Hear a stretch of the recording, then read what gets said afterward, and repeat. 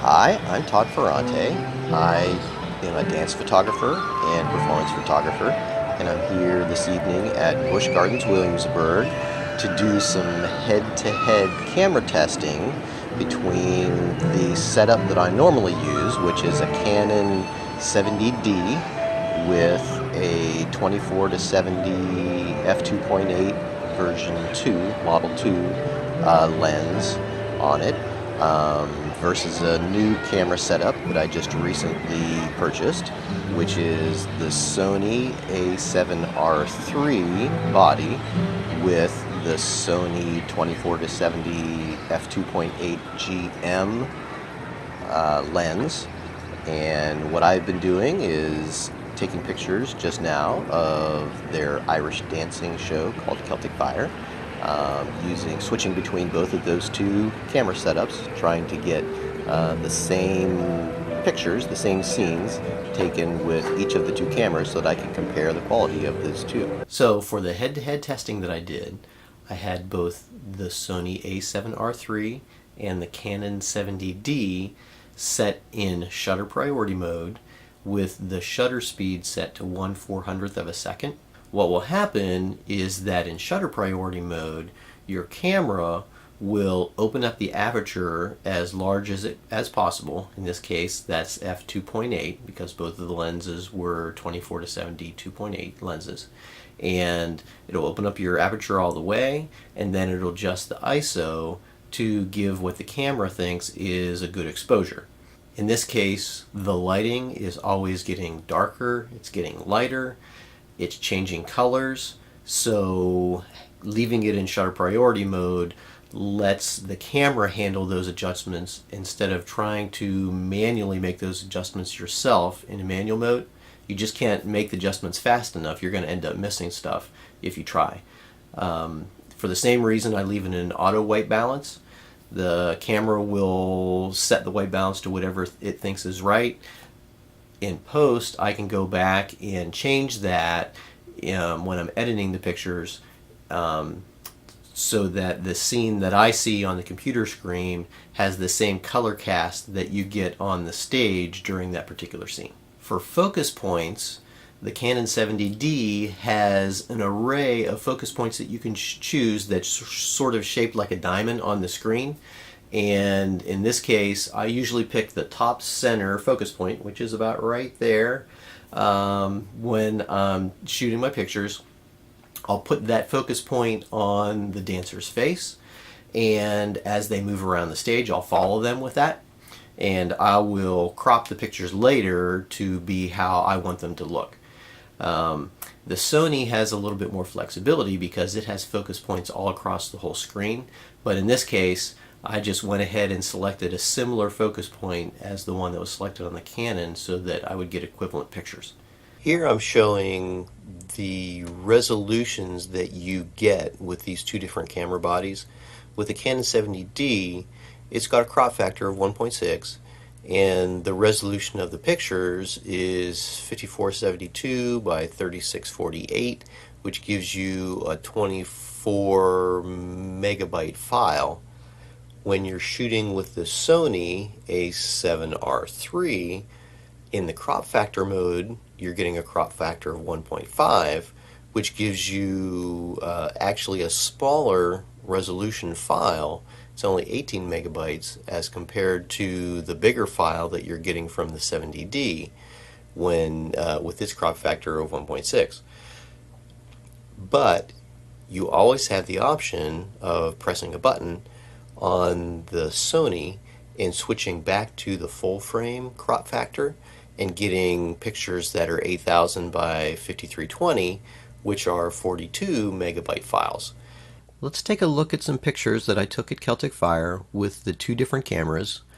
These ones in dark table are the Sony a7R III pictures.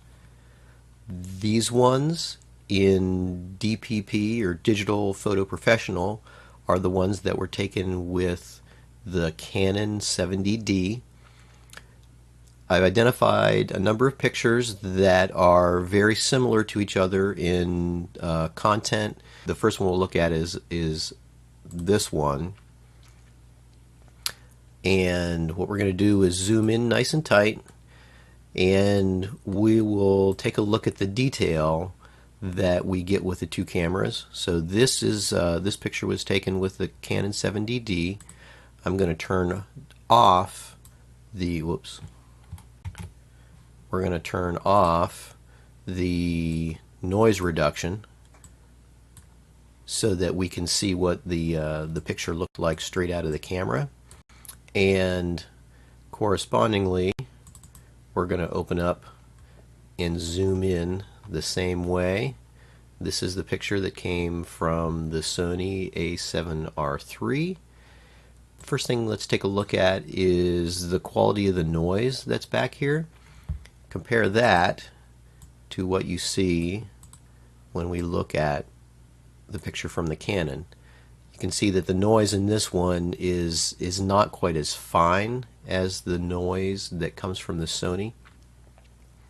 I can deal with that when I go into the editing software that I use, and I use GIMP, and there is a really good there's a good noise reduction plugin for GIMP that will handle this kind of noise.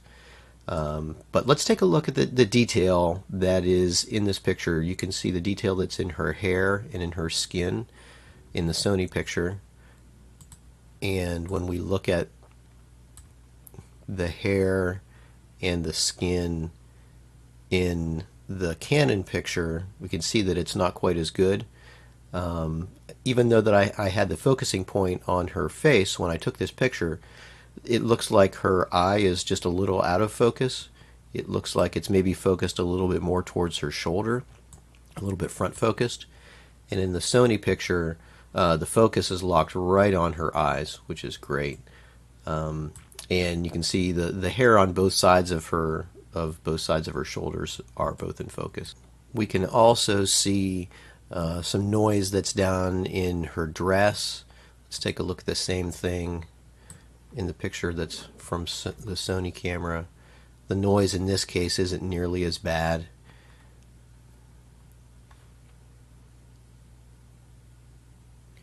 That's probably all we need to look at for this one. Let's take a look at this picture and zoom in on his face. We can see that we've got noise again. It's pretty nicely focused on his eyes. You can see that this is a pretty sharp picture. Let's take a look at what it looks like when it comes out of the Canon, or out of the Sony. Go ahead and zoom in again. Oh, look at how much nicer this one looks. His hair is nice and sharp. You can see freckles and texture in his skin.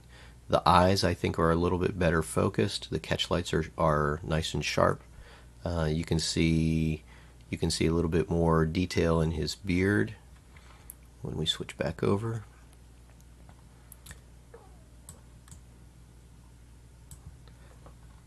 So I'm liking the picture out of the Sony a little bit better. Let's go ahead and move to the next one. And in this case, we have an action shot. So this dancer is in motion. So if we zoomed in on his foot, yeah, so you can see some motion blur on his foot. In this case, you can see lots of noise in his pants. Let's go ahead and take a look at the same picture coming out of the Sony and see what the quality of that noise looks like. You can see that there is still noise here, but the texture of the noise is much finer. Coming from the Canon, it looks a lot more chunky and blotchy. Let's go ahead and zoom in on his face and see what we see here. And on the Sony side, go ahead and zoom or pan up here to his face. Okay, I don't really see that much difference in sharpness between the two pictures. They both look pretty good. The quality of the noise is really the thing that I see the most between these two pictures. if you look up in this area, you can see how there are these big sparkles, big thick sparkles of noise up in here. And in the Sony picture, it's not nearly as bad. There's still noise there, but it's a finer grain noise. And I think that the plugin may deal with it better. We'll just have to see. Okay, let's go back. And let's take a look at this picture. And in this case, we have a singer in the background. Let's take a look at the same thing coming out of the Sony. Okay, so her expression isn't as nice in this picture, which is, you'll get that when you're taking pictures of singers. Their mouths will do funny things when they're singing. And in this case, I would choose to put this picture out because it's a little bit more flattering than the other one. But in this case, we're looking at detail of hair and focus in eyes. On this side, it seems like it's not quite as sharp on this side. Let's take a look at the detail in her collar here. So this is the Canon one we're looking at, and then this is the Sony. It seems to me that's a little bit nicer from the Sony. Let's take a look at this poster that's down here. So on the Canon side, you can really see a difference. So on the Canon side, this this star is a little blurred out, and this text here is not legible. In the Sony picture, you still can't read that text, but you can tell that there are individual letters there, and the star here is much sharper. I don't know if that's because, well, in this case, this was focused on her face, so I have to think that this is just a sharper, it's just coming from the camera. It's not because it's focused in a different place. Take a look at the detail in the trim on the cuff of her hand and compare that to the same detail over here. It's just not as good in the Canon picture. Let's take a look at the quality of the noise, let's say in the back of his coat. Yeah, so you can see that there are some pretty big blotches there. On the Sony side, it's just a little bit more even. Let's take a look at this board. Tons of noise.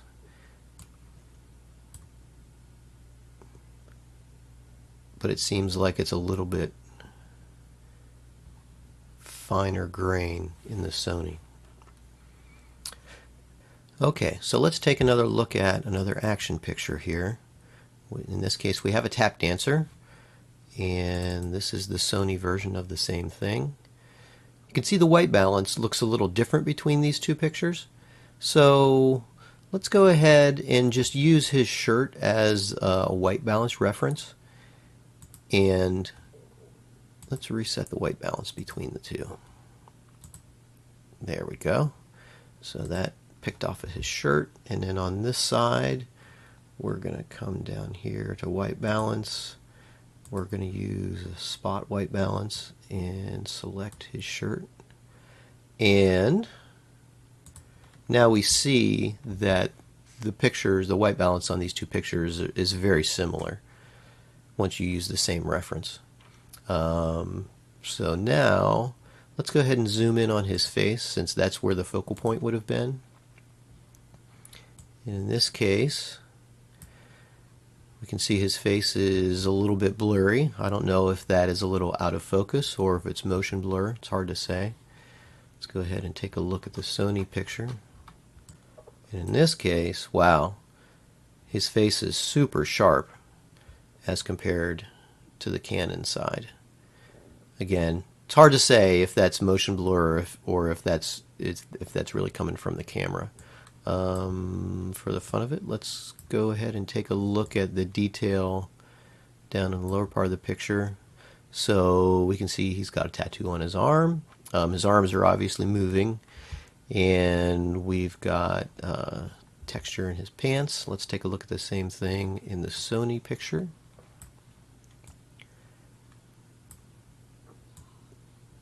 So again, yeah, you can see motion blur in his arms, but wow, look at the difference in the texture of his pants. That's just a significant difference. Let's just see if we look at his feet. Okay, so in this case, his right foot is planted on the ground. It looks like his right or his left foot is moving, but you can still see that there's texture you can see, and then this looks a little bit blurry. Let's take a look at the Canon side, see what's going on. Oh, okay. So in this case, he's actually in the air moving. So it's not really a big surprise that this might be a little blurred out. It's probably a little bit of motion blur. Okay, so let's take another look at the next picture. Okay, we have another dancing picture. Let's go ahead and zoom in on the dancer's face on the Sony side, and we'll take a look at his face on the Canon side. They're really not that much different. They're both a little bit blurry. I might even say that the Canon has a little bit of an advantage on this one. Let's go ahead and take a look at his vest and his hands.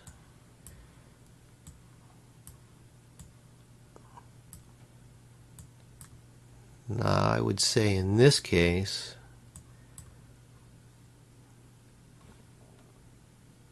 well, I'll kind of let you judge. It seems to me that the Sony is a little bit sharper in through this crease, but again, that could be motion blur. Interesting. Okay, so in this case, we have this girl in the left-hand side of the picture is a little bit towards us. She's in focus, and the girls in the back are out of focus. Let's take a look if that's the case in this one. So in this picture, she's out of focus, and the ones in the back are in focus. So it's obvious that the focusing is just different between these two pictures. It looks to me like in the Canon picture it's a little bit front focused, in the Sony it's a little bit back focused, and that leaves the dancer up on the table just a little bit off, which is interesting. Okay, let's go ahead and take a look at, here we go. Here's a line of dancers dancing. And let's take a look at the equivalent picture in the Sony. Okay, so the focus point in this one would have been on this dancer. So let's go ahead and start there first. And we'll move over and take a look and see what that looks like for the Canon. Okay, so in this picture, this is just misfocused. Let's see if we can look down the line of dancers and see where the focus actually ended up. So it's definitely not to the ones that are further away. It looks like as you get closer to the people on the left-hand side, they're more in focus. On the Sony, wow. Let's zoom out and we'll take a look and see if... So even with the dancers in the Canon on the left-hand side being a little bit more in focus, you can still see just incredibly more detail coming out in the Sony picture. Let's take a look at the ones on the right-hand side. So they're out of focus. Let's compare that to the Canon picture.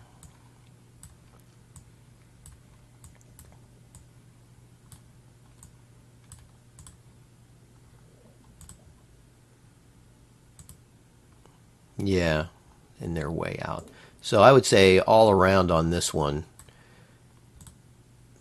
This picture is just misfocused for the Canon. It's focused way towards us. And then on the Sony side, it seems like just all the way across the picture, it seems to be more in focus. Okay, so let's take a look at these guys dancing. We'll zoom in to 1:1, and we'll look at the same picture coming from the Canon. Okay, so this is it looks to me like it's fairly well focused on these two. You can see detail in the dress, you can see detail in the hair. It looks like it's motion blurred. But let's take a look at what it looks like from the Sony. Wow. So the same kind of picture on the Sony side is just, even though there is some blur in here that's obviously for motion, the detail that's in her hair and the focus on his face are just worlds better. Let's go down and look down lower. Let's see what we can see. Yeah. The noise in the background is very similar on both pictures, although in the Canon it's a little bit more coarse. But the detail that you can see in her dress is just way better in the Sony picture. Okay, let's look at another one. Here's another line of dancers. And these ones look very nice, very nicely sharp. All across the line. He's a little bit out of focus. It looks like these guys are very nicely in focused in the middle, and then off to the right hand side they get a little bit out of focus again, but still really not too bad. So it does look like that it focused properly in the center where the focusing point was, about where the groom is out. And that's roughly equivalent.